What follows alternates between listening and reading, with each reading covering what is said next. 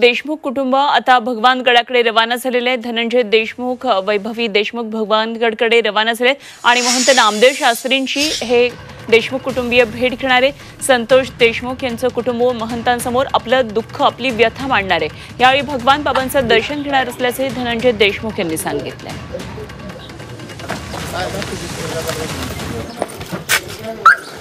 आमच्या सोबत गावातील लोक आहेत।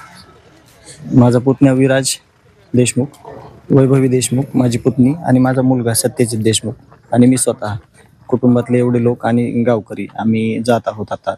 की जे लोक खून करू शकतात, जे लोक अपहरण करू शकतात, जे लोक खंडणीखोर आहेत, त्यांच्यावर गुन्हे आहेत सगळ्या ह्याचे, तर त्यांची मानसिकता त्यांना कोणी सांभाळलेलं होतं, ते ज्या ऑफिसवर बसायचे, ते ज्या लोकांची गाडीवर फोटो लावायचे नेते मंडळीचे, त्या नेते मंडळींनी यांची मानसिकता तपासायला पाहिजे होती, जेणेकरून असे गंभीर गुन्हे, खंडणी, खून हे घडले नसते। मला एवढंच वाटतं त्यांनी म्हणजे आम्हाला समजा ते इथे जरी आले नसते, फक्त त्यांनी आमचं आमचं वक्तव्य तरी ऐकून घेतलं पाहिजे की घटना कशामुळे झाली किंवा काय मागचं याच्या मागचं कारण आहे, आणि नंतर त्यांनी त्यांचं वक्तव्य करायला हवं होतं।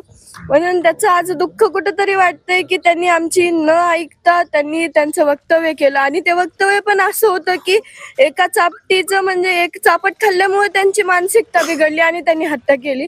आज आमचे वडील आमच्यात नाहीयेत, तर आमची मानसिकता काय असेल? आज आम्ही काय करायचं? आज आमचे वडील नाहीयेत तरी पण आम्ही आज न्याय मागतोय, आणि त्याला पण आज इतका वेळ लागतोय आणि त्याच्यामध्ये सुद्धा दुसरे फाटे फुटतात।